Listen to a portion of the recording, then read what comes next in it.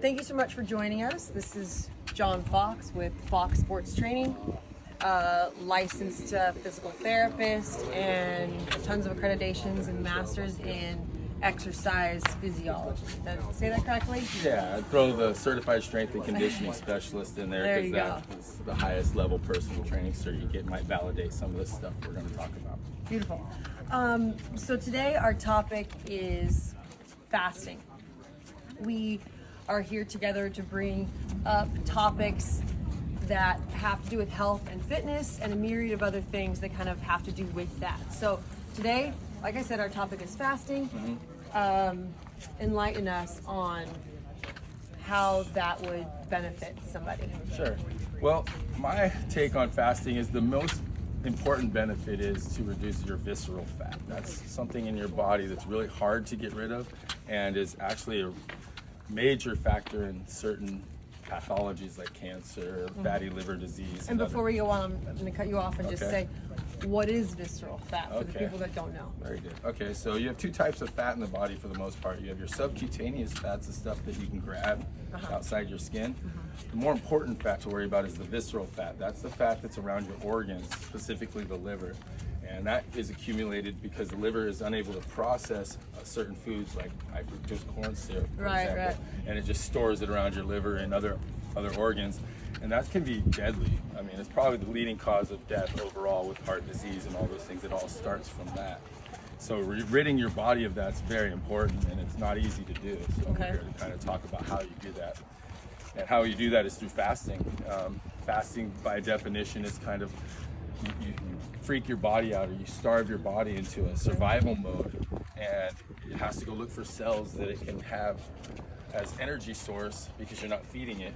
And it'll take the weakest cells and the most vulnerable cells first. So it's a great way to shed your body from cells you don't want anyway. So your skin looks better, you'll feel better. But most importantly, detoxification. Most importantly though, you will shed that fat around there. So the belly ball that you have and all those other things will kind of start looking better. So potential health issues may subside? I mean, that's the most important thing. Obviously, I did a little fast and it helped me, so I'm kind of speaking on what I did, but I was doing it more for looks and feeling a little bit better. But yeah, I mean, if you're suffering from all sorts of different problems, I mean, obesity is huge in our country, but mostly fatty liver disease. So it'll help you treat that. It'll actually help you treat cancer. So it'll eat away cells that your body just doesn't need. That's the whole idea. So let's talk about how fasting and getting rid of the visceral fat around your organs helps with health, and then how it helps with fitness. So how it helps with health, we just kind of slightly touched on. Yeah, we kind of covered the health benefits. I mean, it'll definitely drop your blood sugar, so it helps you if you're diabetic, those kinds of things. Obviously, if you lower your pounds, you're going to have less stress on your joints, so you're going to be able to move better, feel better, you know, sit to stand, those kinds of things become better.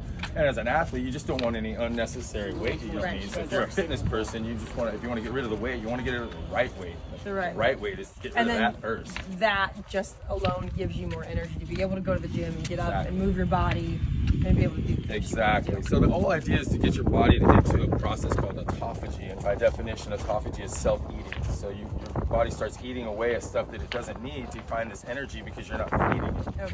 And so you got to be careful with that. There's certain people you don't want to. If you're high diabetic, blood sugar spikes and stuff. Is it for everybody? It's not quite for everybody, and I would recommend you see your physician before starting any specific fast anyway for safety. But if you're diabetic or you're somebody that suffered from blood sugar issues, you got to be a little bit more careful. So someone, if they have issues to begin with, make sure you maybe consult your physician. And then one other thing I want to talk about real quick is how you enter it. It's not just, you know, you don't go eat a big cheeseburger or whatever from McDonald's tonight and then I'm going to go start a 10-day water fast tomorrow. So there's 3 different types of fasting that are essential that I focus on. One is intermittent fasting, so you eat certain window of time. And you starve yourself, let's say, so you eat for 6 hours, you give yourself an 18-hour window of not. That's a basic entrance to autophagy. It'll start the process. The other one is OMAD diet, which is 1 meal a day. And so then you're obviously giving yourself a bigger window of not eating and hoping a longer process. And that 1 meal a day, can you have whatever you want? I mean, you can, I guess, if you follow the diet by definition, but I mean, it makes no sense to add a bunch of sugar and carbs and things you're trying not to add. I'm just asking the question that all my clients would ask. Yeah, so I always say eat a healthy diet as much as you can, and you have that 1 hour window. So if you make your 1 meal a day at 4 o'clock, you don't eat after 5. Okay, so intermittent fasting, OMAD, 1 meal a day, and then the straight water. The straight water. And I've combined those three, and I've given you a 10-day thing you can look over. And so for the clients that are interested, online. It did it for me. I've done it for quite a few people, and it's really worked. And it's a nice way to enter into it. So you do a 3-day intermittent fast. You only eat from 12 to 6. After 6 o'clock, you're not allowed to eat until 12 the next day. Okay. On that third day, you get back to 12. You don't eat until 4. And you only eat from 4 to 5. So that's beginning the OMAD diet for 3 days. Okay. So 3 days intermittent, 3 days OMAD. And on that last day, it's the 4 o'clock, you don't eat for 3 days, just water. And it's a lot easier than you think.